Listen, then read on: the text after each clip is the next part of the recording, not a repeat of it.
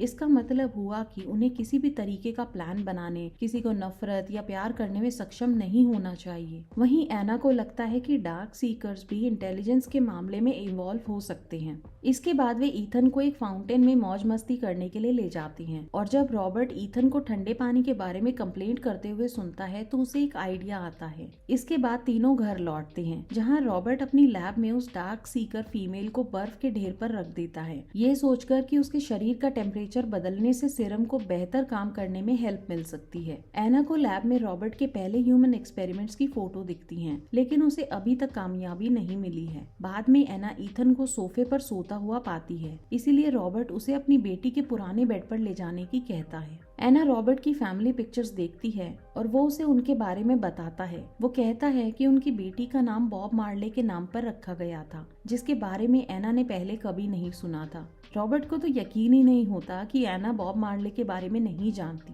Robert एक CD लगाता है और बॉब मार्ले का म्यूजिक चलता है। ये उसका फेवरेट गाना है। वो आगे कहता है कि बॉब मार्ले उसकी इंस्पिरेशन है, क्योंकि उन्होंने अपने घर पर गोलियां चलने के बाद भी अपना गाना कंटिन्यू रखा था। अब रात को हमेशा की तरह रॉबर्ट सभी खिड़कियों को सील कर देता है और एना फिर से उसे वर्मोंट जाने के लिए मनाने की कोशिश करती है। रॉबर्ट को हैरानी होती है कि वो इतनी श्योर कैसे हो सकती है कि ऐसी भी कोई कॉलोनी है, और जब एना कहती है कि भगवान ने उसे बताया था तो रॉबर्ट के दिमाग का तो फ्यूज ही उड़ जाता है। वो उस पर चिल्लाता है और कहता है कि ज्यादातर इंसान मर चुके हैं, बाकी बचे हुए सब मॉन्स्टर्स बन गए हैं, जिसका मतलब है कि कोई भगवान नहीं है। बाहर किसी शोर से अचानक उनकी बातचीत रुक जाती है। यह पता चलता है कि डार्क सीकर्स उस खून की गंध का पीछा करते हुए यहाँ तक पहुँचे हैं जो रॉबर्ट को चोट लगने से बह गया था। एना ईथन को लेने के लिए भागती है और रॉबर्ट बाहर की लाइटें जला देता है, लेकिन डार्क सीकर्स के हंटर्स उन पर कूद पड़ते हैं और उन्हें तोड़ देते हैं। अब रॉबर्ट अपने द्वारा लगाए गए एक्सप्लोजिव्स के एक सेट को एक्टिवेट करता है और पहले गैंग को ब्लास्ट से उड़ा देता है। फिर वो एना को ढूंढने के लिए ऊपर जाता है। तभी अचानक अल्फा उस पर कूद पड़ता है। दोनों में फाइट होती है और रॉबर्ट उस पर हमला करने के लिए जमीन पर पड़े एक पेचकस का यूज करता है, लेकिन अल्फा को कोई दर्द ही नहीं होता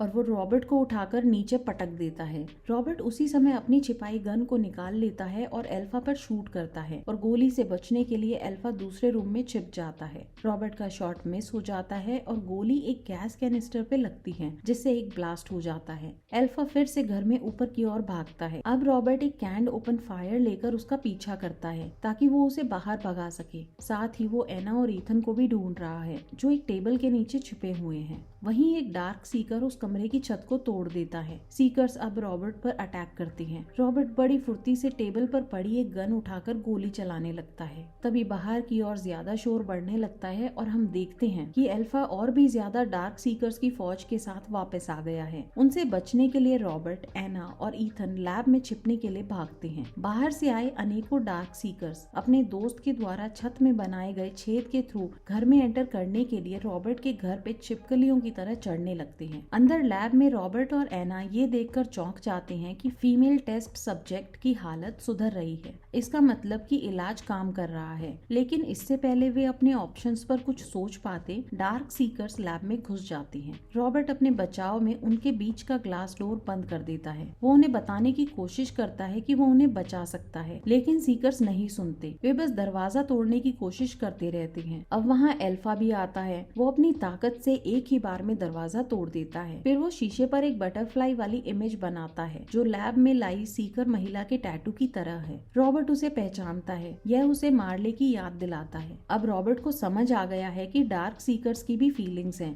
और इन्होंने ये सब अपने दोस्त को बचाने के लिए किया है, मारने के लिए नहीं। रॉबर्ट अपनी गन नीचे रखने लगता है, लेकिन एना उसे रोकती है। रॉबर्ट उसे इग्नोर करके गन को नीचे रख देता है और सीकर सब्जेक्ट्स को मशीनों से निकालने के लिए उसके सारे तार हटा देता है। सीकर्स को लगता है कि उनकी सीकर दोस्त मर गई है, तो वो गुस्से में रॉबर्ट पर हमला करने आगे बढ़ने लगते हैं। रॉबर्ट बिना टाइम वेस्ट करे एक सिरिंज उठाता है और उस सीकर महिला को एक सीरम इंजेक्शन लगा देता है, जिससे वो अचानक जाग जाती है। अल्फा तुरंत उसके पास जाकर अपने सर से उसके सर को टच करता है। वो अब बहुत खुश है। रॉबर्ट अल्फा से माफी मांगने की कोशिश करता है, लेकिन अल्फा उस पे जोर से गुर्रा देता है। सभी सीकर्स रॉबर्ट, एना और ईथन को वहीं छोड़कर अल्फा और उनकी सीकर दोस्त के साथ वहाँ से निकल जाते हैं। अब रॉबर्ट को समझ आ गया है कि ये शहर अब डार्क सीकर्स का है, तो वो एना और ईथन के साथ रहना एक्सेप्ट कर लेता है। अगली सुबह वे वर्मोंट के लिए अपनी जर्नी शुरू करते हैं, लेकिन पहले एना एक नई रिकॉर्डिंग बनाती है जिसमें वो बचे हुए लोगों को बताती है कि उन्हें एक सेफ कॉलोनी कहाँ मिल सकती है। मूवी खत्म। अगर आपको ये वीडियो पसंद आई हो तो लाइक और सब्सक्राइब करके नोटिफिकेशन चालू करना ना भूलें, ताकि आप इसी तरीके के और अमेजिंग वीडियो देख सकें। तो मिलते हैं अगले वीडियो में।